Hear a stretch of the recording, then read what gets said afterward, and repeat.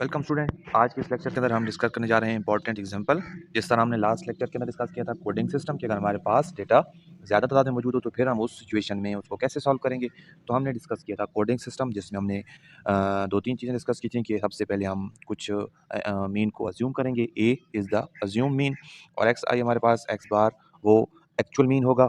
तो जो actual mean होगा वो assume mean plus deviation D उसके साथ ऐड कर देंगे। ठीक है, तो इस बिना पे हमने अरिथमेटिक मीन के फार्मूले डिस्कस किए थे। तो इससे रिलेटेड इंपॉर्टेंट क्वेश्चन भी है, एग्जांपल भी है।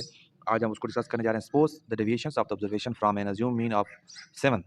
तो जहाँ पे हमारे पास 7 इज अ अज्यूम मीन, यानी कि 7 ए है। तो उससे जो डेविएशन है वो ये सारी डेविएशन की वैल्यूज कितनी है टोटल 1 2 3 4 5 6 7 8 9 10 टोटल नंबर्स हैं 10। टोटल कितने हैं 10। तो हमारे पास ए की वैल्यू 7 है, सिग्मा डी कर लेंगे, यानी कि जो डेविएशन है सारी डेविएशन को प्लस करेंगे। तो ये हमारे पास इसका आंसर आ रहा है -10। इनकी तादाद तादाद भी 10 है, जब हमने इनको एडअप किया तो वो भी 10 आ रहा है। तो इससे जो अगर हम डेविएशन का एवरेज डेविएशन का मीन निकालें, जिस तरह जिसका फार्मूला था sigma D divided by N, इस हवाले से हम यहाँ से डी की वैल्यू, ठीक है, तो यहाँ से हम डी की वैल्यू फाइंड करेंगे। तो सिग्मा डी की वैल्यू -10 डिवाइडेड बाय 10, तो इसकी वैल्यू क्या आ जाएगी -1। ठीक है, तो अब -1 देखें, जिस तरह हमने पहले डिस्कस किया है कि जो मीन हमारे पास एक्चुअल मीन होगा वो क्या होगा कि अज्यूम मीन के अंदर हम प्लस कर दें डी, यानी डेविएशन को प्लस कर देंगे। तो क्योंकि ए की वैल्यू 7 है, तो 7 में हमारे पास जो डी की वैल्यू कितनी आ रही है -1, तो 7 में से -1 करेंगे तो 6। अब 6 is the actual mean why the assume mean is 7।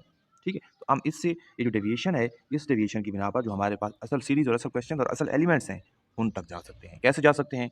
इस फार्मूले की पार्ट बी के अंदर देखें, using x is equal to a plus D I we obtain the following original observation. तो ये ओरिजिनल ऑब्जर्वेशन कैसे आई है? फर्स्ट ऑब्जर्वेशन देखें, इसमें a की वैल्यू हमारे पास इस क्वेश्चन को देखें ना, इस फार्मूले को, a की वैल्यू हमारे पास कितनी थी 7, और d यानी सबसे जो पहला एलिमेंट था ये यहाँ पे 1, तो 7 प्लस 1 कर देंगे तो कितना आएगा 8। सिमिलरली इसी तरीके से हम क्या करेंगे, जो दूसरा एलिमेंट है हमारे पास यानी 7 के अंदर फिर नेक्स्ट टर्म ऐड करेंगे। ऐड करना है ना हमारे पास, हमने तो ऐड करना है, लेकिन उसकी वैल्यू माइनस में है तो माइनस हो जाएगा, 7 माइनस 1 6, तो ये यहाँ पे दूसरा नंबर आ जाएगा। तो सिमिलरली इसको रिपीट करते करते -2 करेंगे, 7 -2, तो 7 -2 कितना आएगा 5। सेम अगेन 7 -2 एक बार फिर से आएगा। तो ये सारी वैल्यूज को रिपीट करते करते एंड वाला हमारे पास आंसर क्या आ रहा है, यानी एंड वाला एलिमेंट है 3, तो 3 को करेंगे 7 -3, तो 7 -3 क्या आएगा 4। तो ये 10 नंबर्स की सीरीज जो एक्चुअल सीरीज है, जो ओरिजिनल ऑब्जर्वेशन है, वो आ रही है 8 6 5 5 7 4 5 9 7 4। ठीक है, तो ये क्या आ रही है ओरिजिनल इसकी ऑब्जर्वेशन।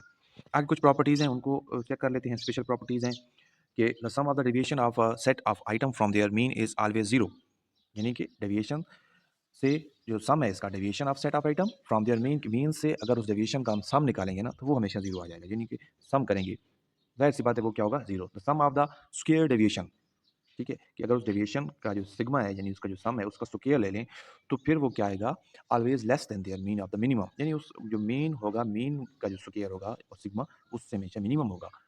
नेक्स्ट कह रहा है कि अगर मीन 1 यानी इज एन वन ऑब्जर्वेशन का मीन हो x1 बार और x2 बार फिर n2 ऑब्जर्वेशन का, सिमिलरली चलते चलते xk is the mean of nk observation, तो हम फिर हमारे पास जो फाइनल फार्मूला बनेगा वो क्या आएगा xc हमारे पास क्या आएगा xc इज इक्वल टू, यानी सारे मीन्स को प्लस करके फिर उनकी तादाद को भी प्लस करके उससे डिवाइड कर देंगे तो ये हमारे पास फाइनल फार्मूला आ जाएगा। ठीक है, ये सादा सी बात है कि जितने ज़्यादा मीन्स होते जाएंगे फिर उन सारों को उसी तरह एक फार्मूले में भी हम इकट्ठे रिप्रेजेंट कर सकते हैं। ठीक है, तो देखिए आगे क्लास एग्जांपल है, क्वेश्चन भी है, उसको भी जल्दी से डिस्कस कर लेते हैं कि in a class there are 30 females and 70 males if females average 60, यानी अभी जिस तरीके से वो पहले हमें एवरेज बता रहा है यानी वैल्यू बता रहा है, एंड बॉयज एवरेज 72, तो find the mean of the entire class. तो ओवरऑल जो क्लास यानी इसमें दो कैटेगरीज आ रही हैं, दो क्वेश्चन आ रहे हैं, यानी दो मीन्स फाइंड करके फिर सेम फार्मूले के अंदर, एक ही फार्मूले के अंदर जो हमने ऊपर फार्मूला डिस्क्राइब किया है पहले, तो उसके अंदर वैल्यूज को पुट करेंगे। ठीक है, तो अलग से चेक करते हैं। अब जो फीमेल देखें टोटल तादाद उनकी और फिर उनकी एवरेज, इसी तरह इनकी भी एवरेज चेक करें और टोटल तादाद चेक करें।